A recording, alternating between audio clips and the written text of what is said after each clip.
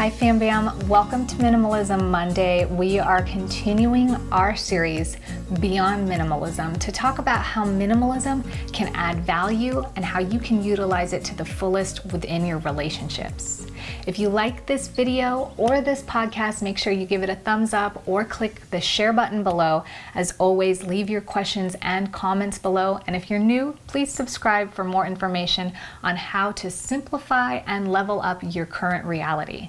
So minimalism in its philosophy and its basic terms is the simple act of identifying what adds value, choosing to keep and cultivate the things that do, while removing or letting go of the things that don't. We often see minimalism being used in terms of decluttering, decorating, cleaning spaces in the home, anti-consumerism or shopping, etc. But I want to get beyond minimalism because when it comes to creating a life worth living, to really leveling up your reality, we got to get beyond the shallow, superfluous stuff. We often clear out our spaces and think, what next? And we have to be able to fulfill that cleared space with something that really adds value so we don't revert and go back to our old habits. So relationships is a huge part of life. We talked about this a couple weeks ago about how relationships are important for us to connect, to feel loved, supported, accepting of ourselves, as well as confident to get out there and cultivate more. But it's really hard sometimes to let go of relationships or to really be able to identify what adds value, if it does or not, and how to cultivate the things that do. But relationships are just as important as anything else in your life. You have to give to get. Things don't just happen when they're being neglected. And that applies to everything in life. That's really something that I truly believe in.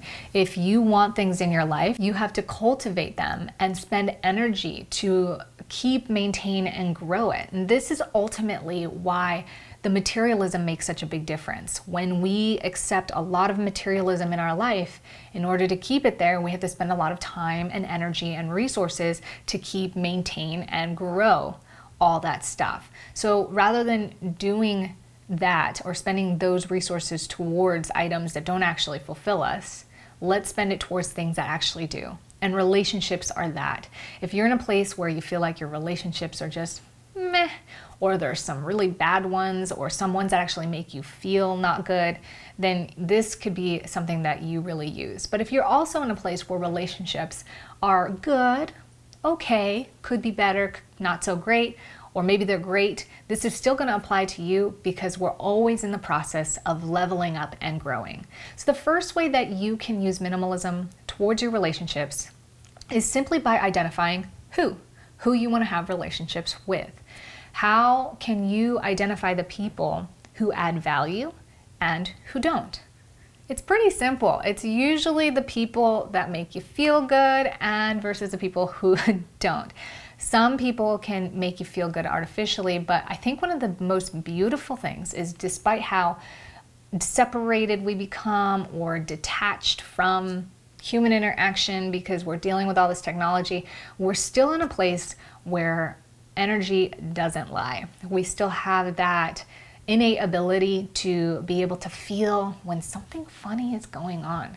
And if we can get out of our heads, out of our ego, and out of how we should be, oh, well, we should be nice, or we should, act a certain way, then we're able to actually be authentic and to be able to see when people aren't being authentic with us. So taking the top 5 people in your life who make you feel good, who really make you feel good. And I want you to actually think about the people that you might not think about, the people that you're like neutral to, because there was this point in my life when I left Southern California and I was reflecting on the people that I was friends with there. I had this immense realization that I was actually connected with so many people who could have added a lot of value to my life, who I could have cultivated really close relationships with, but I didn't because I didn't think they were cool, or because other people didn't think they were cool. They weren't doing the cool, spend your money, throw awesome parties thing. And a lot of these people actually became my friends after I left from a distance, and really close friends, because I contacted them and I said, hey, I was thinking about it and I want to thank you. And I actually want to cultivate a relationship with you. So think about the people who have maybe seemed neutral, but when you think about their values, their specific qualities, and you think, I like that, or that seems really real and authentic, those might be people you might think about trying to cultivate a relationship with or just being aware of. The next thing I want you to do is pick the top 3 to 5 people who make you feel horrible in your life. They just are toxic, you feel so drained, they don't support you, you don't feel understood, they seem like they're takers. Those type of people, they just need to be out of your life completely. And this is a tough thing because oftentimes those people are our family members. They're our coworkers. There are people that we cannot avoid. At the end of the day, I'm going to sound really extreme by saying this, but at the end of the day, I really think that we have the opportunity, the obligation to actually choose the spaces that we work, the spaces that we live, the areas in which we play, so that we can cultivate a completely positive value-adding space in all areas of our life. But for some of us, we're not in that place where we can do that right now. So it is my goal on this channel to give you the resources and the step-by-step understanding of how to do that for yourself. But while you're in these spaces where you feel stuck or you don't really have the option, it's important to reduce the amount of contact you have with that person and find ways that you can step out of toxic conversations or draining conversations. It's okay to love your mother from a distance. It's okay to engage with her, but remove your attachment from it. It's okay to hear her out and make her feel understood, but not invest who you are or your energies towards that, so that you're not being depleted and you're not creating that toxicity for yourself. We're not always going to have control over all our external circumstances. That's life. And I love how Ray Dalio says that we can't avoid what's coming to us. We can only decide how we respond to that, the things that are inevitable. So there are going to be shitty people, there are going to be uncomfortable situations or some toxicity that goes on once in a while. Removing ourselves from those spaces is the first step, but also understanding how to create an attitude and a perspective that helps you be who you want to be instead of being dragged down with these people is so important. And ultimately, using minimalism to cultivate and identify all the spaces of your life where you add value, you start to know yourself a little bit more. So if you haven't watched last week's video, we talked about using minimalism to get to know yourself better, your passion and your purpose. So when you know yourself a little bit more, your root is a little bit thicker, it's a little bit deeper, so you're not so swayed or easily pushed around by a little bit of wind or storm.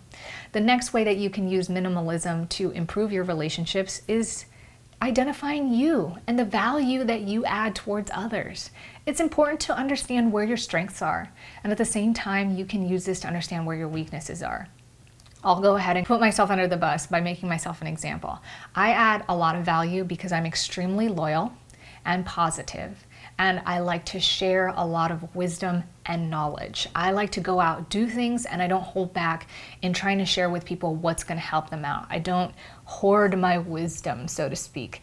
I'm very open and don't keep secrets. And I feel very confident saying that, and I think most people in my life who are near me can vouch that that is who I am. But the negative sides of myself is that sometimes I get a little selfish. Sometimes I have a lot going on, a lot of triggers, a lot of things that I deal with. And when it comes to those times and those spaces, I stop thinking about everybody else but me. Meaning I'm not using anybody else, but I just hone in on what I'm doing and I stop contributing as much. And I just narrow down to what I'm trying to do without being really aware with what's going on with everybody else.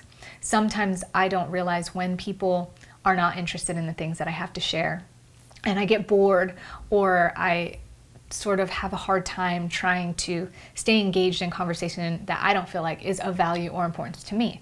And that is something that I know that I can work on. These areas I know I can help improve and become better so that I can contribute more.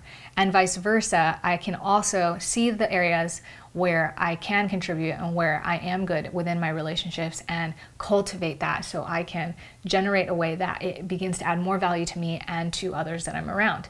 You can use this also by asking a partner or friend, and you can go both ways. So this is the third way that you can use minimalism in your relationships. You can ask a partner, a friend, or multiple partners and friends to identify in their perspective what value they think you add to your relationship with them, and what areas you might take away value or not add so much value that you can improve. And vice versa, you can identify in them where they add value and what they need to improve, not because you want to fix them. They might not be on this same journey as you of wanting to grow and add value, but maybe it will help you direct yourself in spaces that you need to avoid or spaces that you need to not engage. For example, if you have a best friend who adds so much value to you in so many ways, but she likes to gossip, this is an area you might be able to avoid. Or you start to notice that she likes to gossip, and that's where you can contribute your positive attribute, like sharing knowledge, or maybe your positive ideas, giving validation and understanding for whomever she's gossiping about, and begin to exercise your positive attributes and direct her towards her positive attributes. The last place that you can use minimalism in your relationships is identifying qualities. You don't have to know specific people, but what we do know are people who make us feel good and that people who contribute value to the world. I promise if you focus on what truly, genuinely motivates you and makes you feel good in life, brings you back to love, you're gonna feel like you've created a life worth living. You're gonna feel confident and happy within yourself. It's beyond the materialism, these things. So being able to look at people that you're inspired by, people you respect, people that make you feel authentically good on the inside, you can identify what values they add to you and begin to cultivate and create those values within yourself so that you can contribute that to others. What you give yourself, you give outside of yourself. You get what you give. So it goes both ways. When you give that to yourself, you put it out there, and that's what reflects back to you. And this is something that we've heard before, but for some reason, it's easy to say, oh, well, not for real. Or not this little, this place is exempt. I can sit here and complain about my job and my boss and everything I hate, but that's not going to reflect back to me. Believe it or not, it does. It not only reflects back to you and how people perceive you and what kind of conversations and energy they think you're okay with engaging in, but it also affects you internally, how you feel, what you believe, because it doesn't feel good. It feels bad. And it might feel good to our ego at that moment because we're gaining significance or we're feeling powerful, but ultimately when we look at the people who really make us feel good and really seem fulfilled and completed within themselves, they've been able to identify those things that add value to themselves and to others. So looking for those qualities and thinking about them and how you can engage your positive attributes, your strengths, and infuse those qualities within them is just going to impact who you are in your relationships, which is going to impact your relationships as well as who you have relationships with so deep on a level that is indescribable. So taking these things in mind, which of the 4 ways would you begin to use minimalism in your relationships right now? Do you know what your strengths or weaknesses are? If you do, I'd like to know. Stick them in the comments below or stick them in the Facebook community for a life worth living. I'll stick that link below, and remember these YouTube sessions are also in podcast format if you prefer audio. That link is also below. Let me know you like this video by hitting thumbs up and subscribe if you haven't yet to learn more about creating a life worth living in a simplified way. I appreciate you guys so much. I hope you guys have been enjoying this video. I started to think lately, I want to add more value to you. And rather than thinking, what am I interested in right now? Or what are you guys interested in right now? What would I want to leave behind for myself if I was Drew Barrymore on 50 First Dates? If I had like amnesia and I had to teach myself this all over again within a day or a week, or if something happened and I passed away and I had to leave some sort of knowledge for my kids, this is what I'm sharing with you. The golden nuggets of life that have really helped me create a life worth living and have really allowed me to continue to level up my current reality. I want you guys there with me. I want to experience this together. I want to create a better world for ourselves, for our children, for our future, so we could just go out there and have tons of fun.